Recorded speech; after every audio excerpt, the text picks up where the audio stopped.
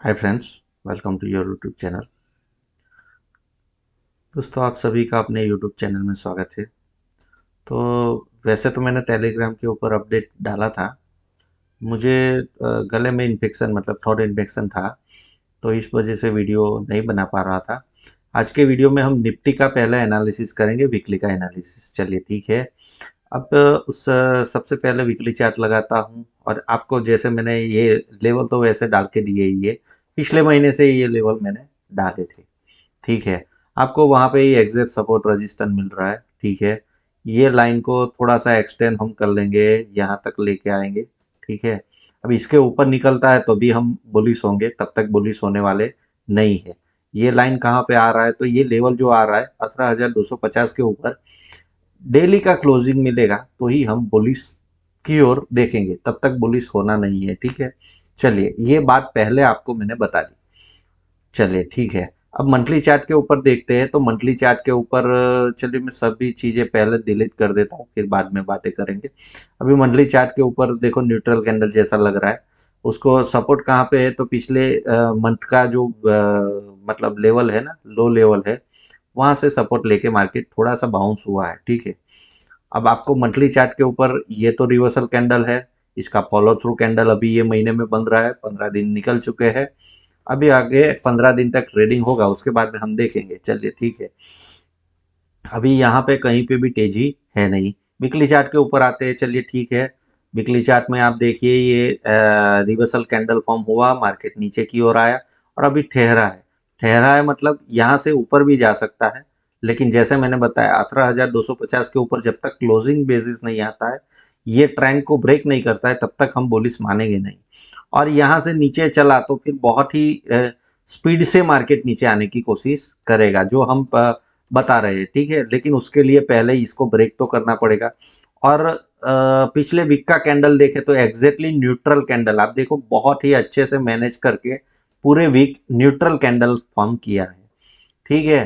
तो और दूसरा, मार्केट को ट्रिगर का जरूरत होता है, जो कि मार्केट में तेजी या मंदी के लिए न्यूज़ और अच्छा ट्रिगर का जरूरत होता है, जो हमें मतलब लास्ट वीक में मिलेगा, जो बजट के आसपास में। ठीक है। तो बजट के हिसाब से वो ट्रिगर मिलेगा, तो उससे पहले क्या होता है वही हमको देखने की जरूरत है। चलिए ठीक है। अब आते हैं डेली चार्ट के ऊपर। लेकिन सॉरी, थोड़ा सा मैं यहाँ पे वीकली चार्ट के ऊपर जो आपको ट्रेंड चल रहा है वो तो पहले ड्रॉ कर लूँ, ताकि आपको दिखा पाऊँ। चलिए ठीक है। जो पहले ड्रॉ ही था, आप देखोगे तो ये एक ट्रेंड चल रहा है मार्केट का। ठीक है। ये है। अब इसके एग्जैक्टली सपोर्ट एरिया के आसपास में, मतलब यहाँ पे आप लोगे, ये था। ठीक है। ये अभी अपर ट्रेंड चल रहा है मार्केट में। तो अभी कहीं से भी मतलब ये ट्रेंड को ब्रेक भी नहीं किया है, अभी तो कंटिन्यूएशन में लग रहा है। अब ये ब्रेक करेगा और इसके नीचे भी क्लोजिंग आएगा वीकली में, तभी डाउनफॉल स्टार्ट हो जाएगा। ठीक है। तो फिर हम बड़ी बड़ी कैंडल से नीचे आता हुआ मार्केट देखेंगे। लेकिन उससे पहले यहाँ देखो, मार्केट को तेजी में जाने के लिए जो ये डेली का ट्रेंड है उसको ब्रेक करना पड़ेगा। नीचे जाने के लिए ये वीकली का ट्रेंड है, जो पिछले 6 महीने से मार्केट अपने आप को फॉर्म करके ऊपर ले जा रहा है। तो ये कंट्रोलिंग पॉइंट है मार्केट का, बायर्स का।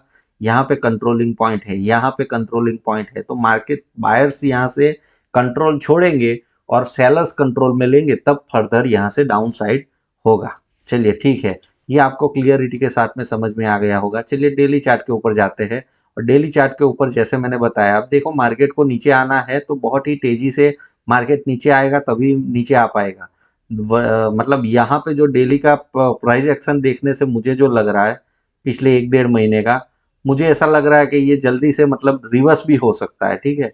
तो अभी हम पहले तो मतलब ये जब शुरुआत हो रही थी प्राइस एक्शन की, तो हमें एक ही तरफ का मतलब डाउन साइड का हम बहुत ज़्यादा सोच रहे थे कि भाई नीचे आएगा ही आएगा। लेकिन ये जो टाइम ट्रैवल कर लिया है ना उसने, और प्राइस उतना ट्रैवल नहीं कर पाया, वो हिसाब से ऐसा लग रहा है कि ये करेक्टिंग नेचर है, इम्पल्सिव मूव नहीं है। इम्पल्सिव मूव ऐसा नहीं होता है। ठीक है। ये बाई नेचर उसका जो प्राइस एक्शन हुआ है ये 1.5 महीने में, वो देखने से समझ में आ रहा है कि ये बाई नेचर करेक्टिंग मूवमेंट है। इम्पल्सिव मूवमेंट इसको बोलते हैं, जो ट्रैवलिंग करता है। ये ज़्यादा ट्रैवलिंग नहीं करता है, टाइम कंज्यूम करता है। ये जो है ना, ये करेक्टिंग मूवमेंट होता है। ठीक है। तो इम्पल्सिव मूवमेंट ऐसा होता है कि जो ट्रैवलिंग करता है, ठीक है, तो ये ट्रैवलिंग नहीं कर रहा है, इस वजह से यहाँ पे कंसर्न है। तो इसलिए अब मार्केट में अकेला डाउन साइड का भी सोचना नहीं है। पॉजिटिव कब होंगे, तो पॉजिटिव के लिए सीधी सी बात है कि हमें एक 18,200 के ऊपर का एक भी क्लोजिंग, 18,200 250 के ऊपर एक भी क्लोजिंग मिला तो मार्केट यहाँ से ऊपर शूट अप कर जाएगा और बड़ी तेजी से ऊपर भी जा सकता है, ठीक है। तो अभी के लिए हमको सिर्फ नीचे की सोच नहीं रखनी है। क्यों? क्योंकि देखो मार्केट जब होता है ना वीकली चार्ट के ऊपर जब हम देख रहे थे, लेकिन उसका प्राइस एक्शन हमें पता नहीं होता था। अब यहाँ पे प्राइस एक्शन बन गया है। देखो आप समझो मेरी बातों को तो समझ में आएगा। मंथली चार्ट के ऊपर दिख रहा है, ठीक है, वीकली चार्ट के ऊपर दिख रहा है, ठीक है, रिवर्सल उसने फॉर्म किया, वो भी बात सही है। लेकिन ये जो है ना, ये ट्रैवलिंग करना चाहिए। अब ये 3-4 वीक में ट्रैवलिंग क्या हुआ है वो आप देखिए। मार्केट तो एक ही जगह पे खड़ा है ना। अगर वीकली चार्ट के ऊपर देखो या तो मंथली चार्ट के ऊपर देखो, तो यहाँ पे 15 दिन में हुआ क्या? मार्केट मार्केट तो यहाँ पे ही खड़ा है, जो तो पिछले वीक में भी यहाँ पे तो आया था ना। 18,000 को ब्रेक करके 17,800 के पास में पिछले महीने में भी आया था। मतलब एक महीने से मार्केट कहीं पे गया नहीं है, ठीक है। तो ये टाइम ले रहा है, टाइम कंज्यूम कर रहा है, इसका मतलब ये होता है, ठीक है। तो इसकी वजह से बोल रहा हूं मैं, प्राइस एक्शन का जो स्टडी करता हूं तो उसके हिसाब से अभी हमको आंख बंद करके नहीं बैठना है, चील की नजर रखनी है कि जैसे ही ये ट्रेंड ब्रेक हो तो फिर हमको नीचे की सोच भी बंद कर देनी चाहिए। क्यों? क्योंकि मार्केट देखो करेक्टिंग मूवमेंट में है, ठीक है, लेकिन उसका टाइम भी कंज्यूम हो रहा है ना।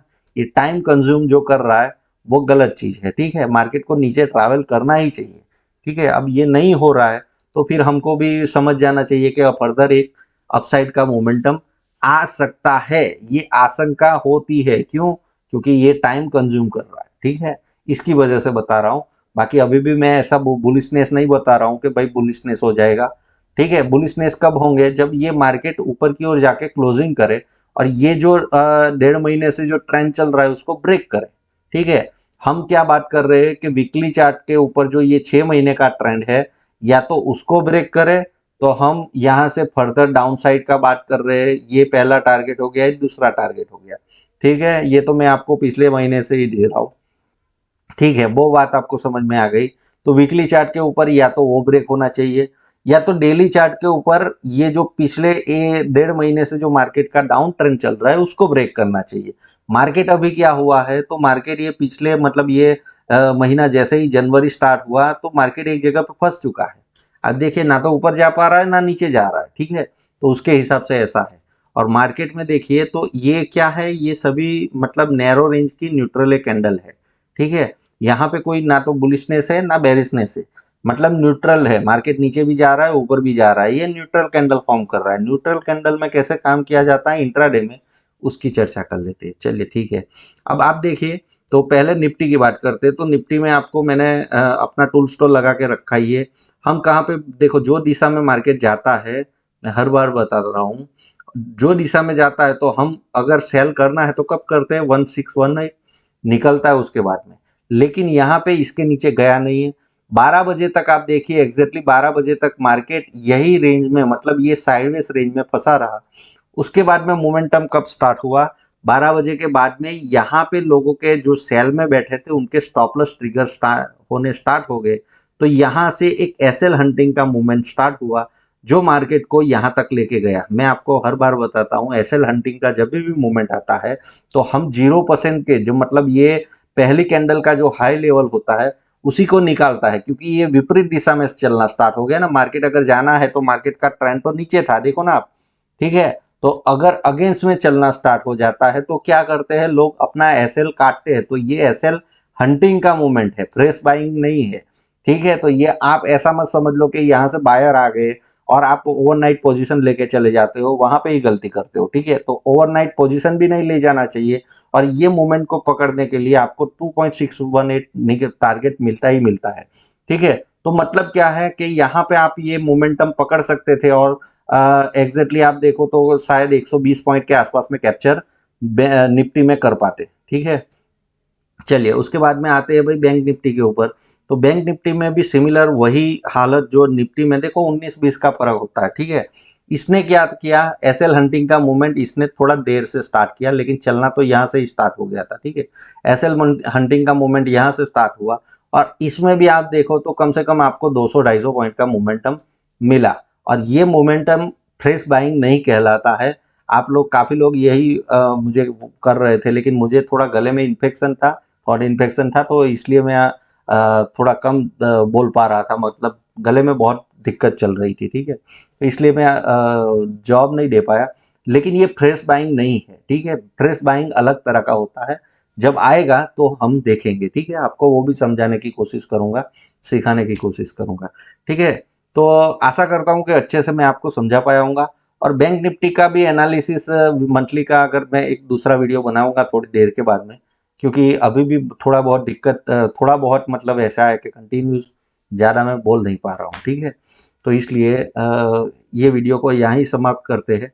2-3 घंटा रेस्ट करूंगा, शाम को या तो कल वापस एक वीडियो बना के डालूंगा जिसमें बैंक निफ्टी का एनालिसिस करेंगे। मिलते हैं अगले वीडियो में। Happy trading.